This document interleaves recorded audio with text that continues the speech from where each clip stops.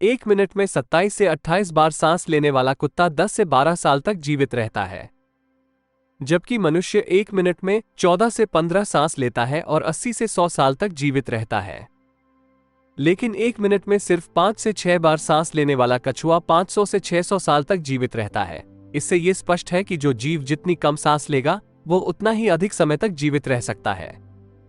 इसे समझकर ही पूर्वजों ने सांसों की संख्या कम करने और उनकी गहराई बढ़ाने के विज्ञान पर काम करना शुरू किया था, क्योंकि वे समझते थे कि इंसान को जीने के लिए साल और महीने नहीं बल्कि निश्चित संख्या में सांसें मिलती हैं और ली जाने वाली सांसों की संख्या भी सीमित होती है।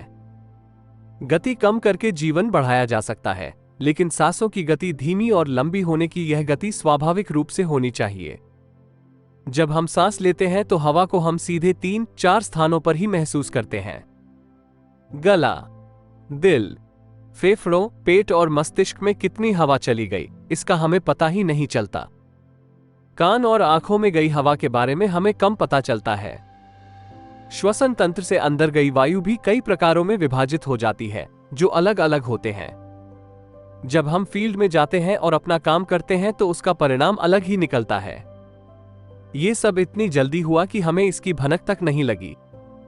हम सिर्फ इतना जानते हैं कि ऑक्सीजन अंदर गई और कार्बन डाइऑक्साइड बाहर आई, लेकिन अंदर क्या है, जो किया गया वो सही है या गलत, इसका ज्ञान बहुत कम है। आप जानते हैं कि अगर हम तेज और गहरी सांस लेते हैं तो तेज प्रवाह के साथ शरीर के अंदर के बैक्टीरिया नष्ट होने लगते हैं। कोशिकाओं की रोगों से लड़ने की क्षमता भी बढ़ती है। हड्डियों का स्वास्थ्य भी बढ़ता है। मज्जा में नया रक्त उत्पन्न होने लगता है। हाथों में जमा हुआ अपशिष्ट बाहर निकलने लगता है। मस्तिष्क की चेतना लौट आती है, जिससे स्मरण शक्ति बेहतर हो जाती है। न्यूरॉन्स के सक्रिय होने से सोचने समझने की क्षमता फिर से जीवंत हो उठती है। ताजी हवा से फेफड़ों में आत्मविश्वास लौट आता है। जब जंगल में हवा का तेज झोंका आता है तो जंगल का कण कण जाग उठता है और सतर्क हो जाता है। कपालभाति या भस्त्रिका प्राणायाम का सिर्फ एक झटका उस तेज हवा के झोंके के समान है।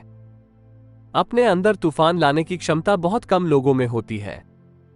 निरंतर अभ्यास से ही तूफान जन्म लेता है। ये जीवन बदल देता है। आजकल ज्यादातर लोगों की सांसें छोटी और धीमी चलती हैं। उनकी पुतलियां उथली रहती हैं या वे तेज चलते हैं। जब लोग क्रोध की अवस्था में होते हैं तो उन्हें पता ही नहीं चलता कि वे कैसे सांस ले रहे हैं। जब भावनाएं उठती हैं तो सांसें बदल जाती हैं। जब वासना के भाव उठते हैं तो सांसें भी बदल जाती हैं। हमारी हर भावना और विचार के साथ हमारी सांसें भी बदलती हैं। इसके साथ ही यह हमारे खान पान और जीवन शैली के कारण भी बदलता है। दरअसल हमारी सांस लेने का सीधा संबंध हमारी मनःस्थिति और शारीरिक तंत्र से होता है। योग का पूरा विज्ञान सही तरीके से सांस लेने पर आधारित है। तो अगर हम अपनी सांसें सही तरीके से लेना सीख लें तो हमारा जीवन जादू की तरह बदल जाएगा। आज हम इस सभी प्राचीन योग कथा के माध्यम से सही तरीके से सांस लेने के तरीके और सांस लेने के जादुई रहस्य के बारे में विस्तार से जानेंगे। बहुत समय पहले की बात है, एक ऋषि अपने आश्रम में रहते थे। ऋषि विद्यार्थियों को योग, ध्यान और प्राणायाम सिखाते थे। वे स्वयं योगी थे। उन्होंने हिमालय की एक गुफा में ध्यान करते हुए कई वर्ष बिताए थे, जहां उन्होंने कई सूक्ष्म मानवीय आयामों को गहराई से समझा था और अब वे इस अनुभव का उपयोग भी कर रहे हैं और वे शिष्यों के माध्यम से इस ज्ञान को जन जन तक फैलाना चाहते थे। एक दिन रात्रि भोजन के बाद आश्रम का सबसे बुद्धिमान छात्र उनके पास आता है। शिष्य का चेहरा देखकर गुरु समझ गए कि उसके मन में कुछ प्रश्न उठ रहे हैं। जैसे ही शिष्य गुरु के पास पहुंचा तो उन्होंने उन्हें प्रणाम किया और कहा, गुरुदेव, मैं आपसे कुछ प्रश्न पूछना चाहता हूं। गुरु ने मुस्कुराते हुए कहा, ये तो मैं जानता हूं। ये तो मैं तुम्हारा चेहरा देखकर ही समझ गया। मुझसे पूछें, आपके पास क्या प्रश्न है? छात्र ने कहा, आप अक्सर कहते हैं कि योग, ध्यान और प्राणायाम की जड़ हमारी सांस है, और जैसे ही हम अपनी सांसों पर नियंत्रण पा लेते हैं, हम अपने मन और विचारों पर नियंत्रण पा लेते हैं। इसलिए आज मैं आपको सांसों के रहस्य और उसके योग विज्ञान के बारे में बताना चाहता हूं, जिसे सुनकर मैं इसके बारे में विस्तार से जानने आया हूं। गुरु ने हल्की सी मुस्कान दी और फिर कहने लगे, जैसा हमारा मूड होता है वैसी ही हमारी सांसों की गति होती है, या जैसी हमारी सांस होगी वैसी ही हमारी मनोदशा होगी। यानी हमारे भीतर जो कुछ भी होता है वह हमारी सांसों से जुड़ा होता है। साथ ही हमारे बाहर जो कुछ भी होता है उससे भी जुड़ा होता है। हमारे जीवन में होने वाली हर घटना का हमारी सांसों से गहरा संबंध होता है, यानी हम अपनी सांसों की गति को नियंत्रित कर सकते हैं। ऐसा करके आप अपने मन और विचारों को नियंत्रित कर सकते हैं। अगर आप किसी सच्चे योगी या साधक को ध्यान से देखेंगे तो आपको उसके चेहरे पर एक अद्भुत शांति नजर आएगी। एक सच्चा योगी बुरी से बुरी परिस्थिति में भी खुद को स्थिर और शांत रख सकता है। एक योगी अपनी भावनाओं को दबाता नहीं है, बल्कि वो अपनी सांसों पर नियंत्रण हासिल कर लेता है। और अपनी सांसों पर नियंत्रण करके वो अपने दिमाग पर नियंत्रण हासिल कर लेता है। और जिस मनुष्य का मन उसके वश में होता है, उसकी सभी समस्याओं का समाधान उसके पास होता है। उन्होंने शिष्य की ओर इशारा करते हुए कहा, आपने कुछ योगियों के बारे में सुना होगा कि वे 150 या 200 या 300 साल तक जीवित रहते हैं। तो फिर वे खुद को इतने लंबे समय तक जीवित कैसे रख पाते हैं? वास्तव में वे अपनी श्वास को नियंत्रित करते हैं। लेकिन ऐसा होता है जिसे प्राण ऊर्जा भी कहा जाता है। प्राण ऊर्जा हमारे चारों ओर है। इसे कितनी मात्रा में लेना और छोड़ना है, यह एक योगी भलीभांति जानता है और इस कार्य में उसे काफी हद तक महारत हासिल होती है। वो इस प्राण को नियंत्रित कर सकता है। आप अपनी आवश्यकता के अनुसार ऊर्जा का उपयोग कर सकते हैं और खुद को दीर्घायु बना सकते हैं। यदि आप अपने शरीर को स्वस्थ रखना चाहते हैं, सामान्य से अधिक क्षमता चाहते हैं, तीव्र बुद्धि चाहते हैं, तो आपको अपनी सांसों को समझना होगा, उन्हें नियंत्रित करना होगा। और एक बार जब आप उन्हें नियंत्रित कर लेंगे तो आपके जीवन में सब कुछ व्यवस्थित हो जाएगा। दरअसल डर, चिंता और परेशानी जैसी कोई चीज नहीं है। ये सिर्फ हमारे दिमाग और भावनाओं की उपज है। और एकमात्र चीज जिसे हम नियंत्रित कर सकते हैं वो है हमारे मन की भावनाएं। और वो है हमारी सांस, हमारे अंदर का गुस्सा, चिंता, ईर्ष्या, अहंकार, बदले की भावना। ये सब हमारी सांसों के अनुसार काम करता है। यदि हम अपनी सांसों पर नियंत्रण कर लें तो ये सभी विकार हमारे नियंत्रण में हो जाते हैं। सांस हमारे शरीर और दिमाग के बीच एक सेतु का काम करती है। यदि हमें अपने मन तक पहुंचना है, उसके विकारों को समझना है और उन्हें दूर करना है, तो हमें अपनी सांसों के पुल पर चलना होगा। हमें अपनी सांसों के जरिए अपने मन तक पहुंचना होगा और यही एकमात्र रास्ता है। अगर आपने कभी किसी बच्चे को सोते हुए देखा है तो आपने अनुभव किया होगा कि जब वो बच्चा सांस लेता है तो उसका पेट फूल जाता है और जब वो सांस छोड़ता है तो उसका पेट अंदर को हो जाता है, अर्थात बच्चा अपनी नाभि से पेट चलाता है, सांस लेता है, जो सांस लेने का सबसे प्राकृतिक और सही तरीका है। इस गहरी और लंबी सांस के कारण बच्चों का मन उत्साहित और हल्का रहता है। उनका शरीर अधिक प्राकृतिक तरीके से काम करता है। आपने देखा होगा कि बच्चा मन में कुछ सोच रहा होता है, ये इसे ज्यादा देर तक अपने पास नहीं रखते और ना ही किसी से ज्यादा देर तक नाराज रह सकते हैं। यदि किसी गलती पर उसे डांटा या मारा जाता है तो कुछ समय बाद वो उसे भूल जाता है और अपने खेल में मगन हो जाता है। यही कारण है कि बच्चा इतना सरल है। उसे यह इसलिए मिलता है क्योंकि उसकी सांस स्वाभाविक रूप से आती है, यानी कि नाभि से। बच्चों के शरीर को विकास की जरूरत होती है। विकास के लिए अधिक ऊर्जा की जरूरत है और अधिक ऊर्जा के लिए लंबी सांस की जरूरत होती है। इसलिए प्रकृति ने उसे लंबी सांस दी है। हालांकि ये लंबी सांस हर इंसान के लिए जरूरी है, लेकिन मनुष्य ने अपने जीवन में कुछ प्राकृतिक परिवर्तन करके अपनी सांसें छोटी कर ली हैं। वो पेट के कारण छाती से सांस लेता है। हम जितनी छोटी सांस लेंगे, हम उतनी ही अधिक चिंताओं और बकवास से भर जाएंगे।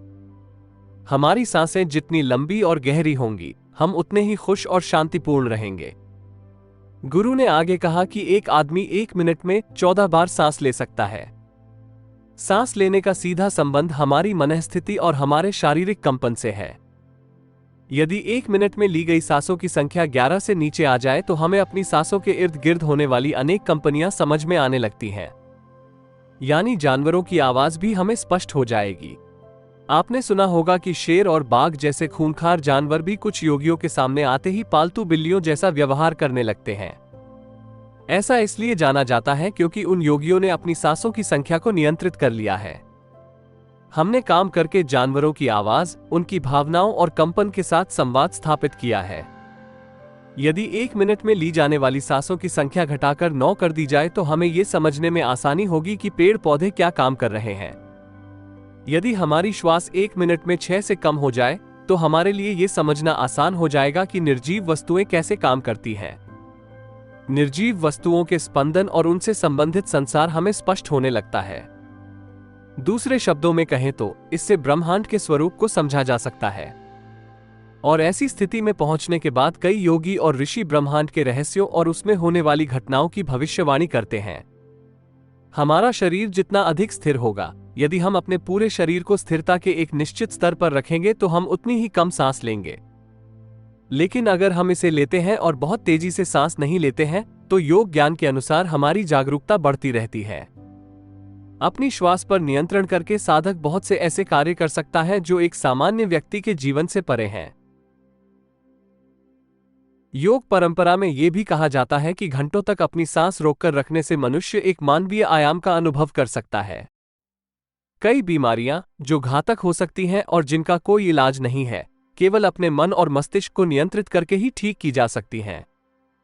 अपनी सांसों पर नियंत्रण रखकर व्यक्ति उस मानसिक स्थिति तक पहुंच सकता है जहां जीवन में आने वाले उतार चढ़ाव उसे परेशान नहीं कर पाएंगे। जिस योगी ने अपनी सांस पर नियंत्रण पा लिया है वो जब चाहे अपनी सांस रोक सकता है।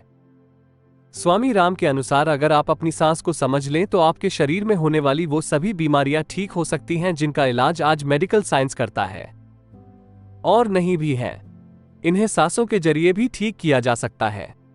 गुरु ने आगे कहा कि जब सांसें परेशान होती हैं तो मन भी अस्थिर हो जाता है, लेकिन जब सांसें शांत होती हैं तो मन भी स्थिर हो जाता है और योगी दीर्घजीवी हो जाता है। इसलिए हमें अपने स्वास्थ्य पर नियंत्रण रखना सीखना चाहिए। इसे देखकर आप क्या सोचते हैं? क्या आप जितनी देर सांस लेते हैं उतनी ही देर तक सांस छोड़ते हैं? नहीं, सामान्य स्थिति में हम जो सांस लेते हैं उसकी लंबाई 10 अंगुल होती है और सांस छोड़ते समय उसकी लंबाई 12 अंगुल होती है। यह 1 अंगुल का हो जाता है, अर्थात 1 अंगुल मोटा हो जाता है। हमारे दैनिक जीवन में कुछ कार्य ऐसे होते हैं जिन्हें करते समय ली जाने वाली सांस भोजन करते समय निकलने वाली सांस से कई गुना अधिक समय लेती है। इसकी लंबाई 16 से 17 अंगुल होती है। तेज गति से चलने पर इसकी लंबाई 22 से 24 अंगुल हो जाती है। दौड़ते समय छोड़ी गई सांस की लंबाई 45 से 50 अंगुल तक होती है। सेक्स करते समय, सोते समय ये 50 से 60 अंगुल तक पहुंच जाता है। छोड़ी गई सांस की लंबाई 60 से 70 अंगुल तक होती है। इसलिए हमारे शास्त्रों में काम और क्रोध पर नियंत्रण रखने की बात कही गई है, क्योंकि यह हमारी जीवन शक्ति को कमजोर कर देता है। सांस को मनुष्य की जीवन शक्ति भी कहा जाता है।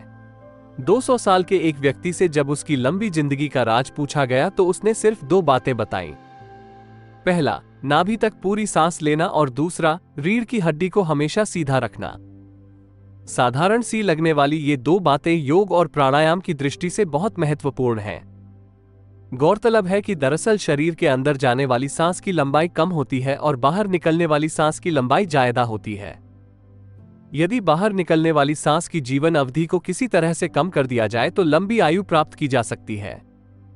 स्वर शास्त्र के अनुसार यदि निकलने वाली प्राणवायु की लंबाई 1 उंगली से भी कम हो जाए तो व्यक्ति बेकार हो जाता है। ऐसे में उसके अंदर की यौन इच्छा खत्म होने लगती है।